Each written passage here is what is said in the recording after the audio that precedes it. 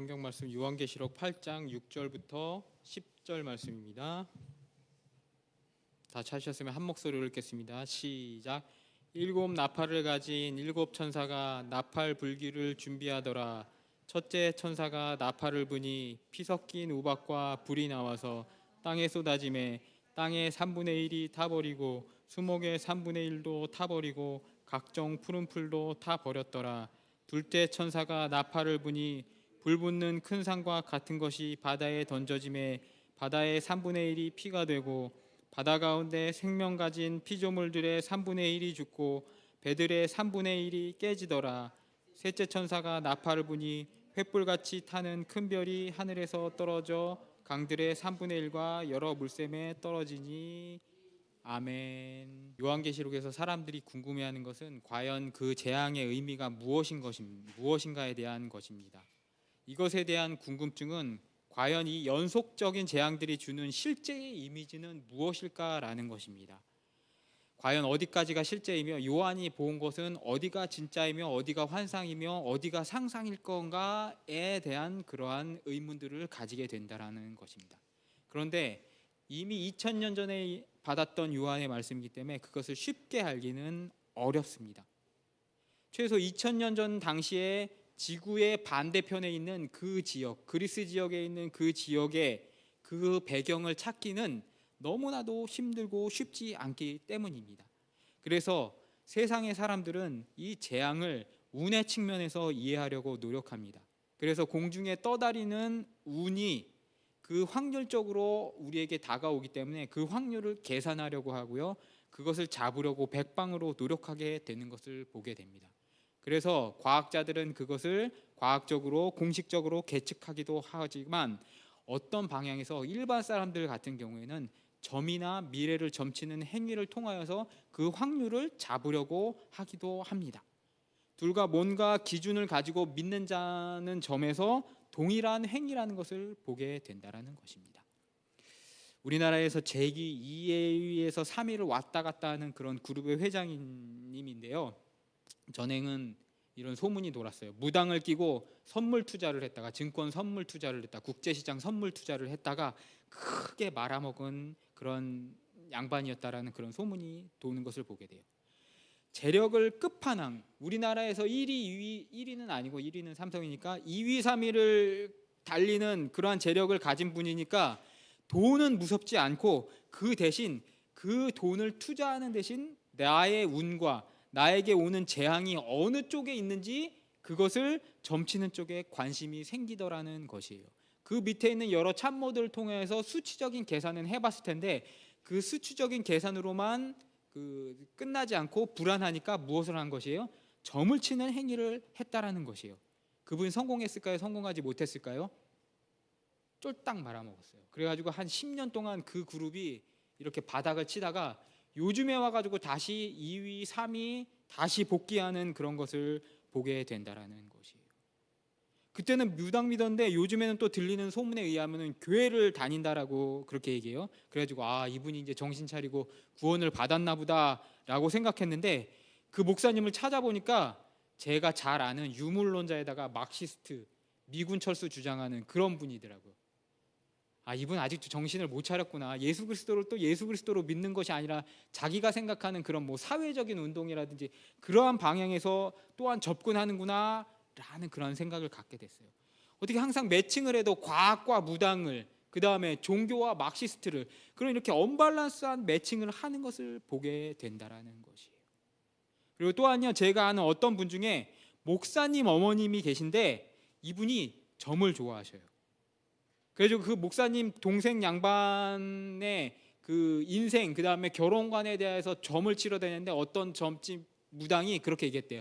당신 둘째 아들은 처녀장가 가면 안 되고 재치장가 가야 되고, 처녀장가 가면은 마누라가 죽거나 당신 아들이 죽는다고 그래가지고 그 이야기를 둘째 동생한테 그 이야기를 했대요. 그러니까 그 둘째 동생 양반이 제가 잘 아는 분인데 굉장히 똑똑한 분인데도 불구하고 엄마가 말한 그 미를 철석같이 믿고 어떻게 됩니까?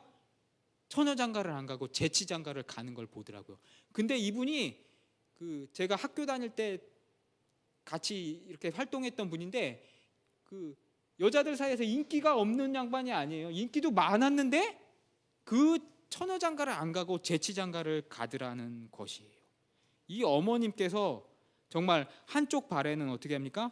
기도로 발을 담그고 그 반대편에는 어떻게 합니까? 점괘로 발을 담그는 것을 보게 된다는 것이에요.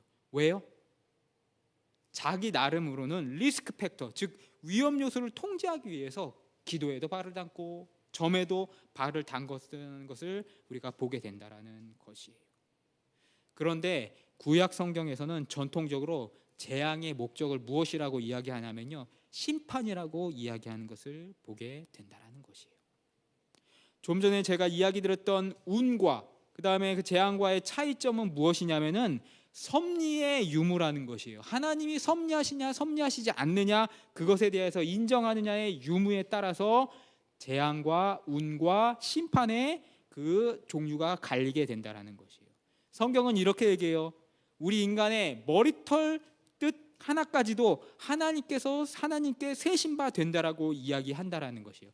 그러므로 인간의 모든 생사화복을 주관하시고 계신 분이 누구라고요? 하나님이라고 증거하신다라는 것이에요. 그것을 무엇이라고 얘기합니까? 하나님의 섭리라고 이야기하신다라는 것이에요. 그 섭리 안에서 하나님께서 우리에게 무엇인가 깨닫게 하시기 위해서 어떻게 해요? 심판을 인간에게 내리신다라는 것이에요. 하나님의 선언 가운데 너희에게 메시지를 주는데 그 메시지는 무엇이요? 심판 가운데 정신을 차려라 라고, 돌아오라 라고 하나님이 이야기하고 계신다라는 것이에요. 그런데 대부분의 한국의 기존의 전통적인 세대주의적인 요한계시록 해석에서는 이 이미지를 충격적으로 주는 것이 더 좋다라고 생각하고 그것이 더 쉽게 사람들에게 먹힌다라고 생각하여서 이 요한계시록에 나오는 장면을 실제적인 이미지로 해석을 하여서 사람들에게 충격을 주려고 한다라는 것이에요. 그래서 우리가 요한계시록을 보게 되면요, 요한계시록의 이미지는 말세가 되면은 유혈낭자하고 사륙이 벌어져야 무엇입니까? 하나님이 온다라는 그러한 메시지 속에 길들여지게 되었다라는 것이에요. 그것을 이전의 목회자들이 무분별하게 성도들에게 주입하였다라는 것이에요. 그래서 요한계시록을 잘 못 받아들이게 된다는 것입니다. 그 부작용은 무엇이냐면 제가 계속 얘기 드리는 것처럼 즐거워야 할 재림이 두렵고 무섭게 만들었고요. 또한 그 반대 극단에서는 역사 속에서 무슨 일만 일어나면은 흰 옷 입고 그 다음에 흰 한복 입고 기도원에 올라가서 무엇합니까? 휴거쇼를 벌이는 그러한 일들이 계속해서 일어나게 된다라는 것이에요. 오대양 사건이 그랬고요.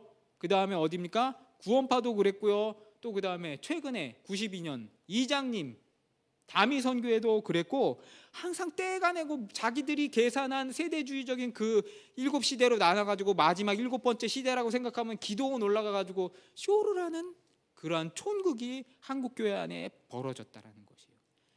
다 그 영험하다는 목사들의 병신력이 만들어낸 한국교회 요한계시록 해석의 허상의 문제점이라는 것이에요. 그러니 한국교회는 한동안 능력주의에 미쳐 있었어요. 능력의 종, 능력의 교회, 불, 그 다음에 직통계시 등등, 당연히 이러한 단어 속에 나오는 더 영험해지려면은 책을 덮고 성경을 덮고 영험하다는 셋은 무당처럼 이렇게 삐리삐리삐리 안테나를 세우면서 하나님으로부터 직통적인 그런 계시를 받으려고 했어요. 성경을 읽지 않고 요한의 메시지 속에서 요한이 받았던 그 배경 속에서 성경을 읽으려고 하는 것이 아니라 요한이 하나님과 어떻게 삐리삐리 했는지 그것을 찾으려 했다라는 것이에요. 그 메시지, 그 패킷을 해킹하려고 했다라는 것이에요. 그런데 그게 해킹이 되었을까요? 되지 않는다라는 것이에요. 되지 않고 어떻게 해요? 결국에는 한국교회의 잘못된 요한계시록 그러니까 해석의 오류를 낳게 되었다라는 것이에요. 공부를 안 하니까 모든 신호가 다 꼬이게 된다라는 것이에요.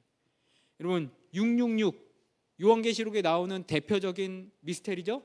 666은 뭐냐면요, 네로 카이사르라는 그 헬라어 그 글자를요 숫자로 이렇게 풀면은 그 사람들은 다 그 시대 때 사람들은 자기 이름을 다 숫자로 풀었는데 네로 카이사르를 숫자로 풀면은 그 숫자가 뭐냐면 666이었어요. 거기서 n자를 빼면 616이었고요. n자를 집어넣으면 666이었다라는 것이요. 성경에서 666이라고 하는 짐승의 편은 뭐냐면요. 지금 우리 그리스도인을 그러니까 이 시대의 그리스도인을 박해하고 있는 네로의 권세를 이야기하는 것이었어요. 80년대 90년도에 보면 이마에다가 666 숫자를 받고 바코드를 받고 뭐 그런 이야기를 하면서 그걸 받으면은 뭐 천국에 들어간다 못 들어간다 그런 이야기를 했죠. 그게 바로 세대주의적인 해석의 오류라는 것이에요. 666은 네로, 우리를 박해하고 있는 그 네로를 이야기한다라는 것이에요. 지지난달에 이야기했던 14만 4천 뭐예요? 신천지에 있는 그 12지파를 이야기하는 것이 아니라 뭐예요? 온 교회, 구약과 신약을 아우르는 그리스도인의 숫자를 이야기하고 있다라는 것이에요. 짐승은 무엇일까요? 네로의 치하에서 네로와 함께 권세를 잡고 있는 그러한 나라의 권세자들을 짐승이라고 이야기했고요.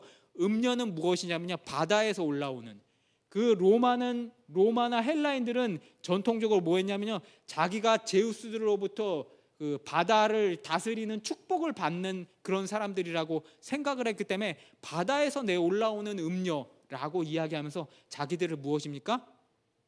그렇게 바다에서 오는 그런 이미지로 생각했는데 그 음녀라고 이야기했다라는 것이요. 바벨론은 무엇이에요? 로마가 이어받았던 로마 이전에 있었던 큰 그 지상의 끝판왕 권력을 이야기했다라는 것이에요.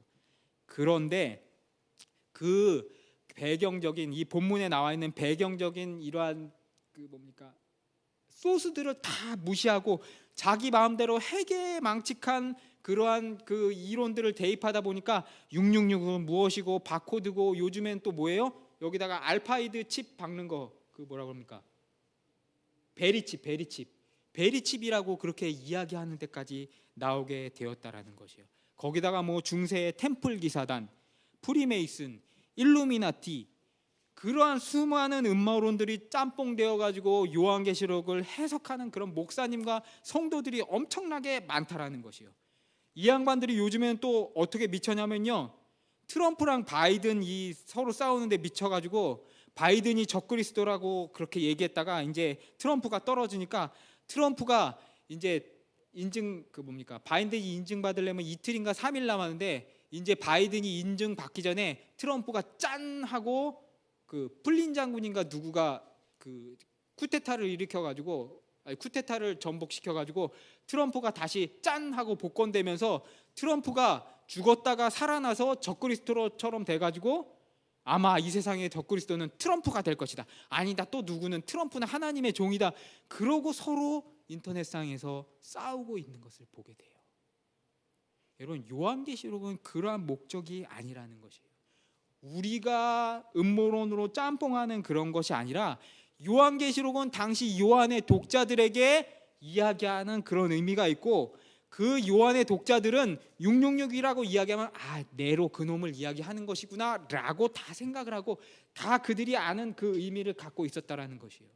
목회자의 의무는 그것을 알려줘야 한다라는 것이에요.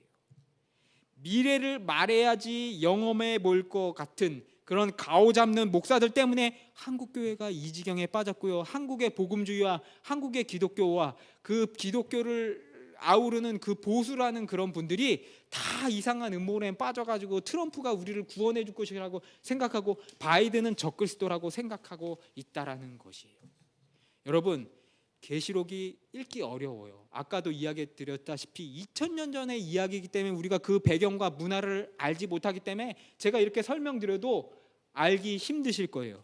그러면요, 여러분 계시록을 이해하기 힘들다면요, 여러분 청년들이나 어른들은 반지의 제왕을 읽으세요. 반지의 제왕.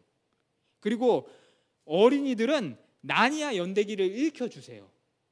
왜 제가 그 판타지 소설을 읽으라고 여러분에게 권해드리냐면요, 그 뭐 칼싸움하고 막 괴물 나오고 인간이랑 엘프랑 괴물이랑 싸우는 그 책을 읽으라고 이야기하냐면요, 이 반지의 제왕을 만들었던 톨킨과 나니아 연대기를 썼던 C.S. 루이스는요, 옥스퍼드 대학의 굉장히 유명한 천재 교수들이었어요. 그런데 이 양반들이 그리스도를 믿고 나서 그리스도를 세상 사람들에게 쉽게 전하기 위하여서 클럽을 만들어서 거기서 서로 정보를 교환해 가면서 썼던 책이 반지의 제왕과 C.S. 루이스의 나니아 연대기라는 것이에요. 톨킨 교수 같은 경우에는 반지의 제왕을 쓰기 위해서 50년간 언어를 연구했고 그 책에 나오는 엘프어까지 만드는 그런 천재적인 사람이었어요. 거의 세종대왕급의 천재적인 사람이었어요. 반지의 제왕과 톨킨을 보게 되면요, 반지의 제왕과 나니아 연대기를 보게 되면 그 내용은 결국 무엇이냐면 악이 창성한 것 같지만 결국 선이 이기게 되는데 그 선은 우리가 잘 알고 있는 누구? 예수 그리스도이며 그 예수 그리스도가 이길 것이고 그것이 우리 신자들을 통하여서 우리 신자들의 노력을 통하여서 쓰여진다라는 그런 주제로 이야기되고 있다라는 것이에요. 여러분, 톨킨과 C.S. 루이스가 어디서 이 영감을 받았을까요? 요한계시록에서 그 영감을 받았다라는 것이에요. 그러므로 여러분이 요한계시록을 못 읽겠고 요한계시록의 구조가 무엇인지 잘 못 읽겠다라면은 집에 가서 반지의 제왕 여왕 보시고 나니아 연대기 영화 한 편 보시면은 바싹 이해할 수 있다라는 것이에요. 악이 창성하지만 예수 그리스도께서 이길 것이고 그것에 우리 신자들을 사용하신다. 신자들의 힘을 사용하신다. 이것이 요한계시록의 주제라는 것이에요. 요한이 이 경험과 그 다음에 그것을 통하여서 네로로 대표되는 바벨론으로 대표되는 그 박해의 경험 속에서 신자들에게 교훈으로 썼다라는 이야기가 무엇이에요? 요한계시록이라는 것이에요.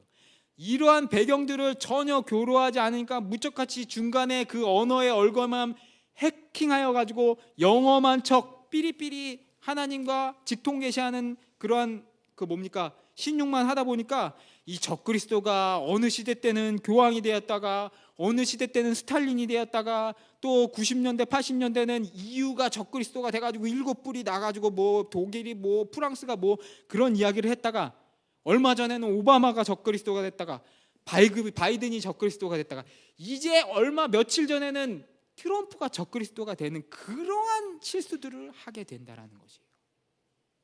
몇십 년 동안 뻥청만 날리고 있어요. 도대체 적그리스도가 누구냐라는 것이에요. 적그리스도는요, 네로예요. 네로로 대표되는 바벨론과 로마의 그 권세라는 것이에요. 그럼 지금 이 시대의 적그리스도는 누굴까요? 세상의 권세 잡은 자들이에요. 그리스도를 박해하는 그 적그리스도예요. 그들에게 넘어가지 말고 그들에게 굽히지 말라라고 요한의 메시지가 우리 삶 속에 이야기하고 있다라는 것이에요. 1세기경의 독자에 대한 배경 지식이 없으니까 이렇게 제멋대로 해석하게 된다는 것이에요. 오늘 본문 8장 7절을 한번 읽어보겠습니다. 8장 7절입니다. 다 같이 한 목소리로 읽겠습니다. 시작. 첫 번째 천사가 나팔을 부니 피 섞인 우박과 불이 나와서 땅에 쏟아짐에 땅의 3분의 1이 타버리고 수목의 3분의 1도 타버리고 각종 푸른 풀도 타버렸더라. 아멘. 첫 번째 천사가 나팔을 붑니다. 이제 7 나팔을 부는데 첫 번째 천사가 나타나서 나팔을 불어요. 그 나팔을 불었을 때 어떠한 현상이 일어납니까? 피 섞인 우박이 내렸다고 그러고 불이 내려서 땅에 쏟아졌음에 어떻게 됩니까? 수목도 타버리고 땅의 3분의 1이 타버리고 각종 불도 타버렸다라고 이야기해요. 어떤 이미지가 생각나세요? 우리가 영화를 너무 많이 봐가지고요, 이러한 한 구절만 딱 보자마자 둠스데이, 마지막 종말의 날, 최후의 날 그런 거 생각을 하면서 막 지구 대륙 지판 지층이 막 갈라지면서 하늘에서 행성이 내리고 불이 내려가지고 그 밑에 수백만의 도시 메트로폴리탄 뉴욕 같은 것들이 깔려가지고 거기서 사람들이 깔려 죽으니까 피가 낭자를 해가지고 바닷속에 피가 쫙 퍼지는 그러한 상상을 하는데 죄송하지만 망상이라는 것이에요. 유대교적인 전통 속에서 자란 요한과 1세기 그리스도인들 독자는요, 이 우박과 불이라는 단어를 들으면 바로 무엇을 연상했냐면요, 기근을 연상했다라는 것이에요. 우박은 기근이랑 연관되는 거 여러분 인정하실 거예요. 왜냐하면 우박이 이렇게 툭툭툭 떨어지면 어떻게 되니까 호박잎에 구멍 나고 뭡니까 사과에도 구멍 나고 배도 막 떨어져 가지고 사람이 못 먹으니까 기근인 것은 이해를 해요. 그러면 불이 떨어진다고 하는데 불은 행성이 떨어지는 거 아니냐라고 여러분 이야기하실 것이에요.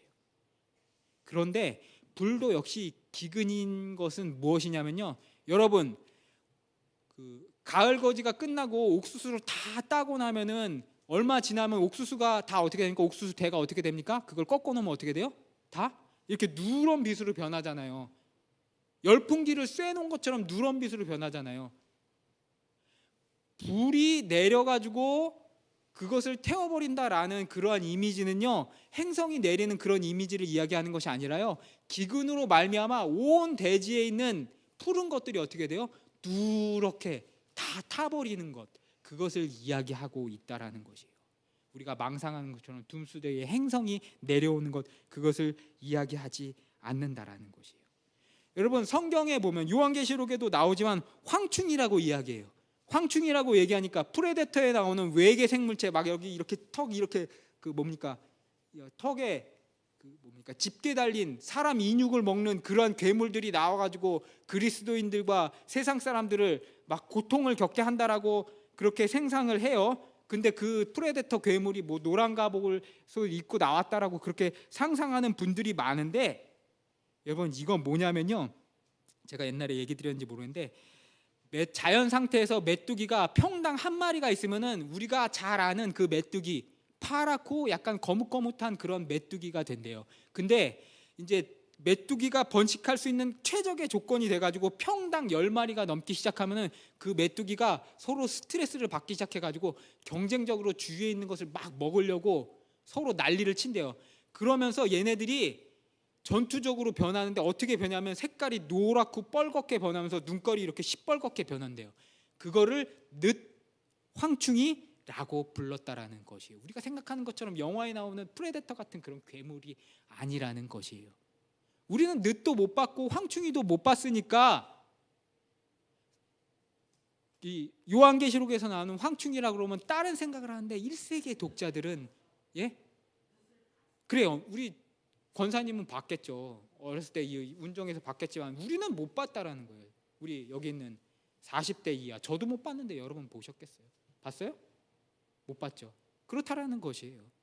그러니까 1세기 독자들은 우리 김영애 권사처럼 늦 황충이라고 그러면 확 이해를 가는데, 우리 지금 40대 이후는 늦이 뭔지 황충이가 뭔지 모르니까 이상한 상상, 프레데터 같은 그런 상상만 하게 된다라는 것이에요. 그래서 이 연상에 실수를 하지 않기 위해서는 부단히 우리가 성경의 말씀을 가지고 공부를 해야 돼요. 제가 신대원 공부를 할 때에 이 하나님이 주시는 제왕의 이 재앙의 이미지를 딴 이미지에 대입하지 않기 위해 가지고 공부를 할 때 뭐를 외워하냐면요, 구약의 하나님의 심판은 예레미야와 에스겔에 나왔는데 칼기염, 칼가세염 하고 그렇게 외웠어요. 그걸 달달달달달달 외웠어요. 왜냐하면 시험에 나오기 때문에. 하나님의 재앙은 뭐예요? 칼기염, 칼가세염. 하나님의 재앙은요, 칼과 기근과 연병 이 세 가지로만 구약에서 이야기했다라고 하는 것을 외우기 위해서 이렇게 단어를 만들어 가지고 한 문장을 만들어 가지고 외웠다라는 거지요. 칼은 뭐예요? 전쟁. 기근은 여러분이 아는 기근. 연병은 질병을 이야기한다라는 것이에요. 이것 외에 다른 상상들은 다 무엇이에요? 허구라는 것이에요. 영화 보는 그 영화 속의 상상력이라는 것이에요. 우리 목사님들 여러분 무시하지 마세요. 나름 공부 많이 하고 나름 연구 많이 한 사람이고, 여러분보다는 그래도 성경에 대해서 어떻게 합니까? 잘 볼 확률이 높은 사람들이기 때문에 인정을 해 주셔야 돼요. 물론 엉뚱한 소리 하는 분들 많아요. 자기 마음대로 문헌에 따르지 않고 이야기하는 그런 분들이 많지만, 그럼에도 불구하고 다수의 메이저 신대원 나온 분들은 제대로 공부를 했다라는 것이에요. 다음으로 8절 한번 읽어봅시다. 8절 9절입니다. 불때 천사가 나팔을 부니 불붙는 큰 산과 같은 것이 바다에 던져짐에 바다의 3분의 1이 피가 되고 바다 가운데 생명 가진 피조물들의 3분의 1이 죽고 배들의 3분의 1이 깨지더라. 자, 8절에 보면은 두 번째 천사가 나팔을 부니까 어떻게 됩니까? 불붙는 산이 떨어졌대요. 아까 이야기 드린 것처럼 거대한 운석이 충돌해 가지고 해일이 일고 지구가 두 쪽이 되는 상상을 이전엔 여러분 하셨을지 모르지만 이제는 그런 게 아니구나. 요한의 독자들은 과연 이것을 보고 무엇을 생각했을까? 운석에 수천만의 사람이 깔려 짓이겨 가지고 맷돌질 당해 가지고 피가 쭉쭉 빠져나와서 바다에 피가 3분의 1이 섞여 가지고 그렇게 시뻘건 피바다가 되는 것을 요한의 독자들은 상상하지 않았을 텐데, 그럼 이건 무엇일까? 라고 이제는 여러분 생각하실 것이에요. 무엇일까요? 요한의 독자들은요, 불붙는 산이라고 그러면 바벨론을 바로 연상을 하게 되었다라는 것이요. 바벨론이라는 이전에 있었던 막강한 제국은요, 지구라트라는 거대한 피라밋을 만들었어요. 근데 이집트의 피라밋과 달리 위에가 이렇게 뾰족한 것이 아니라 위에가 똥 잘려가지고 한 단, 두 단, 세 단, 네 단 해가지고 이렇게 올라가는 마야 문명, 잉카 문명에 있는 그러한 그 피라미드처럼 지구라트라는 것을 만들었다라는 것이에요. 그것을 그 당시의 사람들은 큰 산, 저 큰 산이라고 불렀다라는 것이요. 큰 산이라고 하면은 바벨론이구나라고 뭡니까? 바로 연상을 했다라는 것이에요. 근데 그 바벨론이 불붙었다라고 이야기하는 것은 뭐예요? 그 위에서 지그라트 위에서 마루둑 신, 바벨론 사람들이 섬기는 마루둑 신을 위하여서 매일매일 수백의 수천의 제사를 지내요. 그 제사를 지내니까 멀리서 보면은 산같이 생겨있는 지구라트 위에서 무엇이 훨훨 납니까? 불이 훨훨 붙으니까 불붙는 산이라고 그 사람들은 바벨론을 지칭하였다라는 것이에요.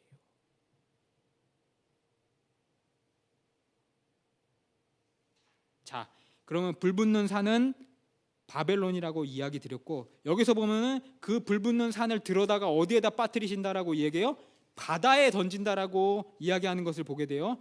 여러분, 여기서 바다는 아까 제가 설교 초반에 이야기 드렸지만 헬라의 유산을 받은 로마 사람들에게는 이 바다라고 이야기하면 뭐냐면요, 당시 헬라 사람들도 섬겼고 로마 사람들인 자기들도 섬겼던 제우스가 그들에게 뭐라고 약속했다라고 구전되어 오냐면요, 모든 바다와 그 바다 속에 속한 땅을 헬라와 로마가 다스릴 것이라고 약속해 줬다라는 것이에요. 당신들은 이 바다라는 이 성경 구조를 보면은 바로 무엇을 떠올려요? 그러므로 로마를 떠올렸다라는 것이에요. 그러므로 요한이 요한계시록의 독자들에게 8절 9절을 통해서 이야기하는 것은 뭐냐면요, 너희를 지금 박해하고 있는 바다로 지칭되는 그 광활한 것 같은 로마, 이 로마에다가 하나님이 그 이전에 지나간 느부갓네살의 바벨론이라는 그 큰 산과 같은 제국을 어떻게 합니까? 서로 부딪혀가지고 어떻게 합니까? 둘 다 폭삭 망하게 만들어 버리실 것이다 라고 이야기하고 있다는 거죠.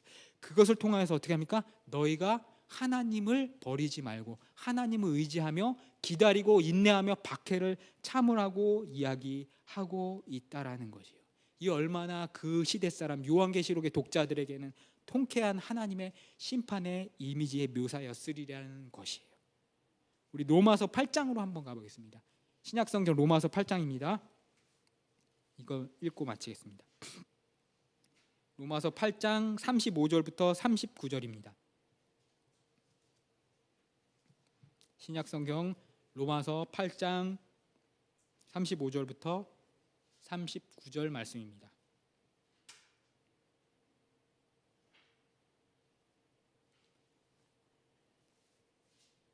로마서 8장 35절부터 39절 말씀입니다. 권사님 찾으셨어요? 예, 35절 39절 35절부터 읽습니다. 시작. 누가 우리를 그리스도의 사랑에서 끊으리요? 환난이나 공고나 박해나 기근이나 적신이나 위험이나 칼이랴. 기록된 바 우리가 종일 주를 위하여 죽임을 당하게 되어 도살당한 양같이 여김을 받았나이다 함과 같으니라. 그러나 이 모든 일에 우리를 사랑하시며 이로 말미암아 우리가 넉넉히 이기느니라. 내가 확신하노니 사망이나 생명이나 천사들이나 권세자들이나 현재일이나 장래일이나 능력이나 높음이나 깊음이나 다른 어떤 피조물이라도 우리를 우리 주 예수 그리스도 예수 안에 있는 하나님의 사랑에서 끊을 수 없으리라. 아멘. 사랑하는 성도 여러분, 사도 바울은 자신과 자신의 교회가 걷는 공고와 박해 가운데서 신자들에게 낙심하지 말 것을 권면하는 것을 보게 돼요. 그래서 38절에 보면은 우리가 잘 알고 잘 알지 못하였던 높음과 기쁨, 과연 높음은 무엇일까? 기쁨은 무엇일까? 이것은 무엇을 의미할까? 라고 생각했던 그것에 대하여서 그런 피조물들도 우리를 짓눌 수 없다라고 이야기해요. 그런데 우리가 오늘 요한계시록의 의미를 통하여 가지고 이 높음과 기쁨이 무엇인지 알 수 있을 것이에요. 높음은 무엇이에요? 이전에 지나갔던 높은 산 바벨론. 기쁨은 뭐예요? 지금 있는 로마의 권력, 바다의 기쁨과 같은 그 산의 높음과 그 바다의 기쁨도 우리를 어떻게 합니까? 그리스도 예수 안에서 끊어낼 수 없다라고 이야기하고 있다라는 것이에요. 사랑하는 성도 여러분, 큰 산 바벨론, 큰 바다 로마도 예수 그리스도에 붙들려 있는 우리를 어찌하지 못한다라고 사도 바울은 이야기하고 있어요. 우리가 지금 이 세대를 살아가면서요, 두려움과 그 다음에 공고에 처해 있어요. 예배를 드리기 너무 힘든 시대에 처해 있어요. 그럼에도 불구하고 우리가 굽히지 말아야 할 것은 무엇이에요? 그 큰 산도 사라졌고 그 깊은 바다도 사라졌고 더군다나 하나님께서 그 둘을 어떻게 합니까? 맞닥뜨려 가지고 서로 다 파해서 없애버리셨다는 것이에요. 그러므로 우리를 지금 박해하고 있는 이 권력과 이 권세자들도 언젠가는 어떻게 돼요? 하나님으로 더 파해질 것을 믿고 나아가시는 우리 금안석교회 성도 여러분 되시기를 주님의 이름으로 축복하면서 오늘 설교를 마치도록 하겠습니다. 우리 함께 기도하시겠습니다.